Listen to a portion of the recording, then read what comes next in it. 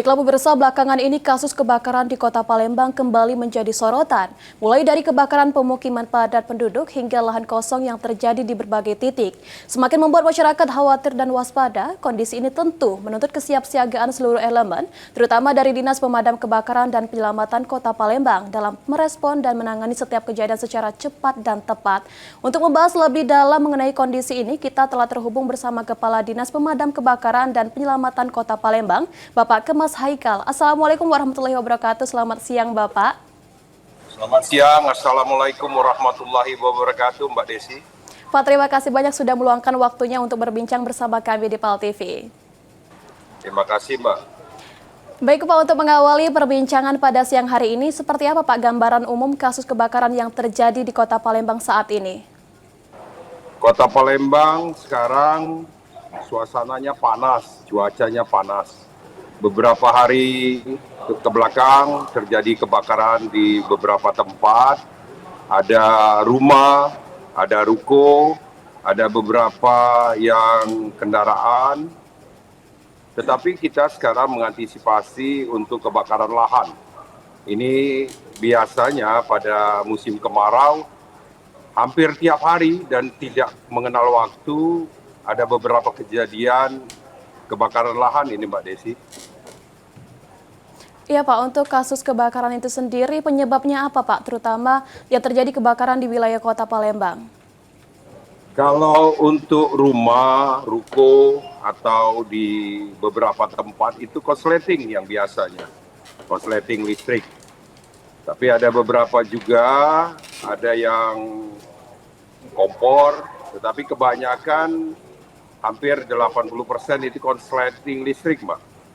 Untuk kebakaran rumah itu berarti dari korsleting listrik ya, Pak. Nah, kalau untuk yang Bapak bicarakan tadi itu banyak sekali kejadian kebakaran lahan tuh penyebabnya apa, Pak? Ya, kalau kita dari Dinas Pemadam Kebakaran dan Penyelamatan Kota Palembang menghimbau kepada masyarakat untuk lebih hati-hati karena korsleting listrik ini biasanya ya memang tidak terlihat pemakaian kabel, kemudian sambungan-sambungan, kemudian ada beberapa yang sering kita lakukan di rumah, itu beberapa steker itu colokan itu bertumpuk-tumpuk itu, Mbak. Itu membuat beban dari steker itu menjadi over kapasitas itu, Mbak. Ya, untuk pemirsa PAL TV untuk menjaga keselamatan dengan terutama dari steker ya, Pak, tadi, Pak. Untuk steker yang bertumpuk tuh diusahakan jangan ada lagi ya, Pak. Baik, Mbak. Itu kalau steker itu yang T itu kan, kalau sudah bertumpuk-tumpuk, kabelnya kemana-mana, kemudian percikan apinya sudah tidak stabil lagi. Kemudian kapasitasnya itu, Mbak, dari steker disambung lagi pakai kabel, nanti pakai colokan baru lagi. Kemudian yang perlu dicermati juga dalam keadaan sekarang ini, kan listrik ini ada kapasitas voltasenya, Mbak. Kita menggunakan yang melebihi kapasitas, itu juga mengakibatkan terjadi kebakaran nanti. Nah, Pak, jika melihat sudah data yang ada itu berapa, Pak, jumlah kasus kebakaran yang sudah tercatat sepanjang tahun 2025 ini, Pak? Kalau sampai seingat saya sudah hampir 520-an, Mbak, untuk sampai bulan Juli 2025. Berarti udah ada 520-an yang terjadi kebakaran, itu termasuk dari kebakaran lahan, korsleting listrik juga ya, Pak? Kalau kebakaran lahan pada tahun 2025 baru kejadian ini di lahan kosong di CGC, Mbak, daerah Sukarami itu ya, masuk pada Kecamatan Alang-Alang Lebar. Tetapi kalau untuk korsleting listrik, kemudian beberapa kejadian kebakaran ini, yang terakhir ini di Sako. Ada rumah di belakang ruko itu korsleting listrik, Pak. Kemudian beberapa hari yang lalu ada di belakang Kecamatan IB1. Itu rumah juga. Jadi memang kalau untuk kebakaran lahan, pada posisi sekarang baru terjadi di lahan milik Citra Garden City di daerah Sukarami, di daerah Alang-Alang Lebar. Berarti lebih banyak didominasi dengan kebakaran korsleting listrik ya, Pak, di sana? Ya, hampir 80% korsleting listrik. Ada karena standarisasi kabel, ada juga karena penggunaan yang tidak sesuai dengan ketentuan, bertumpuk-tumpuk, kemudian ada juga yang menyambung dengan ala kadarnya itu, Mbak. tidak sesuai standarisasi dari kelistrikan. Ya Pak, seperti yang Bapak katakan tadi sudah ada banyak kasus sekitar 520-an. Dari sekian banyak kejadian tersebut Pak, kawasan atau wilayah mana saja Pak yang paling sering mengalami kebakaran? Mohon diulangi Mbak. Wilayah mana saja Pak yang paling sering didominasi kebakaran Pak? Kalau untuk daerah merata Mbak, kalau untuk daerah kebakaran ini. Rata-rata memang tidak fokus pada rumah-rumah yang ada di beberapa tempat, tetapi seperti yang kami alami kemarin sore itu di daerah Sako, di depan Polsek Sako itu Pak. Berarti banyak daerah yang merata ya Pak mengalami kebakaran itu sendiri? Ya, kalau untuk pemetaan daerah kebakaran hampir merata dari hilir dan hulu, ya sesuai dengan keadaan daerah. Memang kenyataan kami melakukan pemadaman itu atas kejadian. Jadi kejadiannya di hilir, kita selesaikan di hilir, di hulu, atas bantuan dari beberapa tempat. Karena kami sekarang mempunyai 8 pos. Jadi tersebar dari daerah hilir dan hulu. Jadi untuk mengcover apabila terjadi kebakaran, itu respon time-nya sudah lumayan cepat Mbak bagi kami. Ya, pemirsa Pol TV sudah ada 8 pos pengamanan dari damkar itu sendiri. Jadi misalkan ada kejadian kebakaran itu langsung diadukan kepada damkar ya Pak?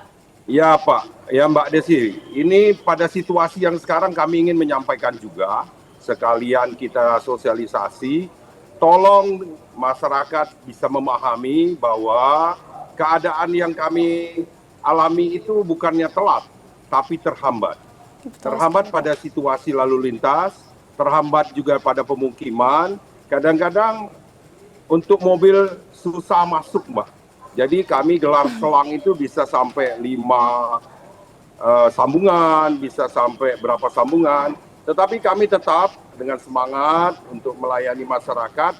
Tapi kami juga ingin mensosialisasikan bahwa kegiatan kami ini gratis, Mbak. Tolong sampaikan dengan masyarakat Kota Palembang. Kami melayani semua ini dengan ikhlas, dengan gratis, tidak ada bayar-bayar, tidak ada hal-hal yang di luar kewenangan kami. Jadi kami mengharap bahwa masyarakat Kota Palembang terlindungi, kami bisa melayani dengan aman, kami bisa melayani dengan baik. Apa yang dapat kami lakukan ini sebenarnya juga bagian dari kebijakan Bapak Wali Kota dan Bapak Wakil Wali Kota bahwa kita harus menjadi pelayan di masyarakat, Mbak. Begitu, Mbak. Terima kasih. Pemirsa Pol TV, untuk pelayanan ini juga disampaikan oleh Pak Kemas Haikal tadi tanpa dipungut biaya apapun ya pemirsa. Ya Pak, yang seperti Bapak katakan tadi Pak, kan kalau untuk menangani dari situasi sendiri itu, misalkan gang sempit ataupun daerah yang sulit dijangkau itu, cara menangani seperti apa Pak? Selain menggunakan... Ya baik Mbak Desi, kami mempunyai prosedur, protap. Walaupun dalam keadaan yang sulit, kami tetap melaksanakan kewenangan, kami tetap melaksanakan kegiatan pemadaman itu sesuai dengan aturan. Jadi kalau misalnya gang sempit, kami akan melakukan itu dengan sambungan selang. Kemudian kami mengadakan penambahan air atau segala macam melihat kondisi pada daerah kejadian. Jadi tetap pada posisi pertama bahwa kami melayani apa yang terjadi pada masyarakat Kota Palembang, terutama pada pemadaman apabila terjadi kebakaran. Berarti damkar sendiri itu sudah berespon secara cepat ya Pak, bukan berarti dari disengaja tapi ada faktor lain ya Pak, mungkin dari gang yang sempit dan juga dari daerah yang sulit untuk dijangkau. Baik, seharusnya harus kita pahami bersama. Kami datang karena kejadian, Mbak. Jadi bukan berarti kami tidak merespon, tapi kami datang karena kejadian. Apabila ada kejadian kebakaran, kemudian ada laporan, kemudian ada respon dari kami melakukan itu dengan cepat. Apabila ada laporan, kami langsung koordinasikan kepada para pihak, baik itu kepada PLN, kepada masyarakat yang memberikan laporan tadi. Biasanya sekarang mereka Sherlock, Mbak. Jadi kita nggak repot-repot untuk cari tempat di mana kejadian kebakaran itu.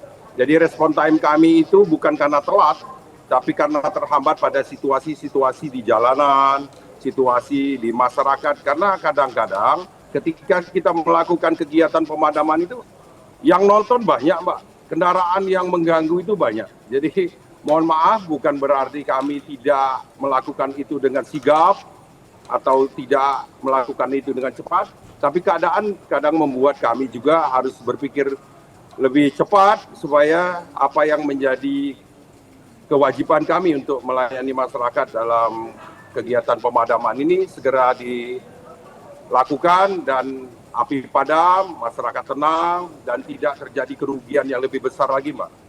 Ya, pemirsa Pol TV, kesiapan personil Damkar dalam merespon laporan kebakaran secara cepat dan efektif ya, Pak. Nah, Pak, apakah jumlah armada dan alat pemadaman yang dimiliki saat ini mencukupi, Pak, untuk menjangkau seluruh wilayah kota, terutama daerah padat penduduk? Untuk sementara dengan penduduk 1,8, dengan pos kami 8 pos, dengan kendaraan yang sudah lumayan, untuk sementara kami bisa menangani itu. Tetapi kami juga mengharapkan doa dan dorongan semangat dari masyarakat supaya kami dapat melengkapi, kemudian kami dapat menyempurnakan apa yang menjadi impian kita bersama, bahwa Damkar akan selalu jaya dengan keadaan seperti ini. Kita kan saling dukung ini, Mbak. Kami sebagai petugas, kami dari pemerintah juga akan melayani, dan masyarakat mohon bisa mengerti apabila nanti dalam keadaan darurat itu kami mohon bantuan supaya bisa, kalau mobil itu nyingkir, Mbak, kalau ada sirine, kalau ada apa, nanti terjadi kecelakaan. Kalau motor tolong nanti agak sedikit minggir. Karena kami ingin mencapai pada lokasi kejadian itu dengan cepat dan membantu masyarakat itu sesuai dengan prosedur dan tidak ada kerugian yang lebih banyak lagi, Mbak. Ya, betul sekali, Pak. Berarti untuk masyarakat itu untuk peduli ya, Pak. Misalkan ada mobil pemadam kebakaran itu lewat itu untuk menyingkir sedikit agar pada mobil tersebut bisa melewati hal itu ya, Pak? Ya, demikian, Mbak. Jadi kami juga mohon pengertian dari masyarakat karena kami juga punya keterbatasan. Apabila mobil sudah menyalakan sirine dengan kecepatan yang sudah diatur untuk mencapai pada TKP, tempat kejadian, kami mohon dimengerti, dipahami, tolong bantu kami supaya kita bisa membantu saudara-saudara kita yang sedang mengalami musibah, Mbak. Betul sekali, Pak. Ya, Pak, untuk yang seperti Bapak bicarakan tadi bahwa alat pemadam kebakaran itu untuk mencukupi, dan apakah, Pak, ada pelatihan rutin yang dilakukan untuk meningkatkan keterampilan petugas dalam menghadapi berbagai jenis kebakaran?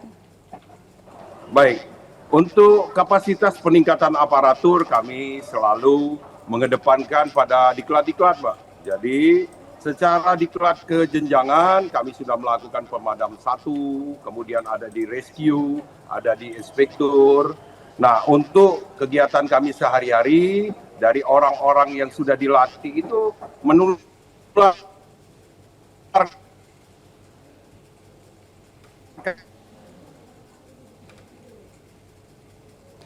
Ya, Pak Kemas.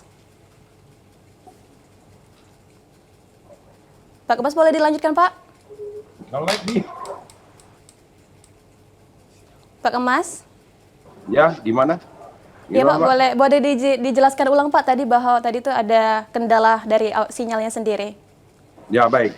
Kalau untuk peningkatan kapasitas aparatur, kita selalu melakukan ini dari jenjang-jenjang yang formal, dari pemadam 1, inspektur, kemudian ada rescue untuk penyelamatan, dan juga secara simultan kami juga di kantor-kantor, di pos-pos itu ada 8 pos kami di Kota Palembang. Jadi dari yang sudah mendapatkan sertifikat, yang sudah mengikuti pelatihan, menularkan ilmunya kepada junior-juniornya, Mbak. Jadi itu kami lakukan di sela-sela kami bekerja di Dinas Pemadam Kebakaran ini. Jadi dalam seminggu ada 2 kali, ada 3 kali, bagaimana cara pemadaman, bagaimana cara evakuasi, bagaimana cara penyelamatan dari orang yang tenggelam, dari pemadam.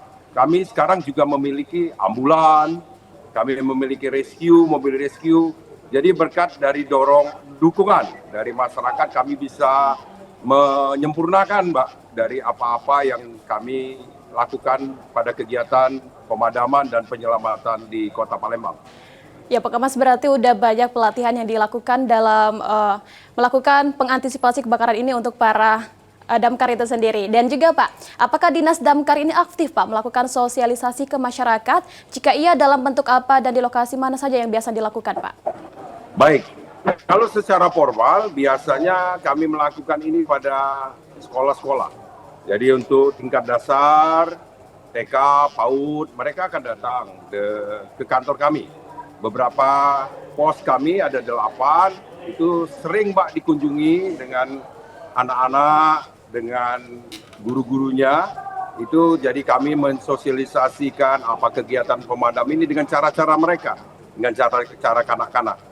Tetapi untuk tingkatan SMP atau SMA seperti yang kemarin ada MPLS itu kami diundang sebagai bagian dari pengenalan bagaimana Dinas Pemadam Kebakaran dan Penyelamatan Kota Palembang melakukan pekerjaannya, Mbak.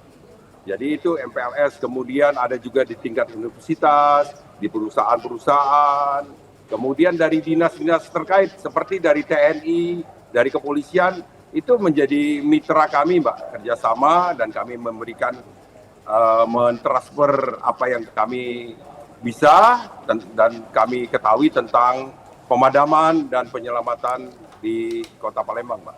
Sudah banyak sosialisasi yang dilakukan dari pihak damkar itu mulai dari anak TK, SMP, SMA, perusahaan, dan universitas ya Pak tentunya? Ya, baik. Nah Pak, dari berbagai kasus yang ditangani, apakah banyak yang disebabkan oleh aktivitas masyarakat seperti membakar sampah atau puntung rokok yang sembarangan Pak? Kalau untuk karhutlah, memang kami menghimbau pada saat ini jangan sembarangan membakar sampah. Memang di beberapa tempat ada titik api. Titik api ini bisa terjadi karena ilalang atau kayu-kayu yang kering, terjadi gesekan-gesekan. Tetapi biasanya kegiatan-kegiatan ini karena kelalaian manusia, Mbak, kadang-kadang. Membakar sampah sembarangan, kemudian membuang puntung rokok, atau sengaja membakar lahan untuk mendapatkan kebersihan. Jadi lahan ini sudah ilalangnya sudah tumbuh semerawut itu, jadi dibersihkan dengan cara membakar. Padahal kita ini sudah masuk pada musim kemarau. Musim kemarau. Ya, musim kemarau ini apa-apa bisa menjadi api, Mbak. Titik api pada gesekan kayu kering, pada sampah yang dibakar sembarangan. Makanya pada saat ini mohon kepada yang memiliki lahan atau masyarakat yang dekat lahan, jangan membakar sampah sembarangan, kemudian jangan membuang puntung rokok sembarangan atau sengaja membakar lahan untuk dibersihkan. Ya, Pemirsa PAL TV, tadi sudah disampaikan oleh Pak Kemas tentang himbauan serta pesan untuk masyarakat Palembang agar lebih waspada dan peduli dalam mencegah kebakaran itu, mulai dari jangan membakar sampah sembarangan atau membuang puntung rokok sembarangan juga. Baik, terima kasih banyak Pak Kemas Haikal atas waktu dan informasi penting yang telah disampaikan. Semoga dengan kesiapsiagaan dari Dinas Pemadam Kebakaran dan kesadaran masyarakat yang semakin meningkat, kasus kebakaran di Kota Palembang dapat ditekan semaksimal mungkin. Tetap waspada dan bijak dalam penggunaan api dan peralatan listrik di rumah maupun di lingkungan sekitar. Baik, terima kasih Pak. Selamat siang. Terima kasih Mbak Desi. Baik Bapak, terima kasih juga. Terima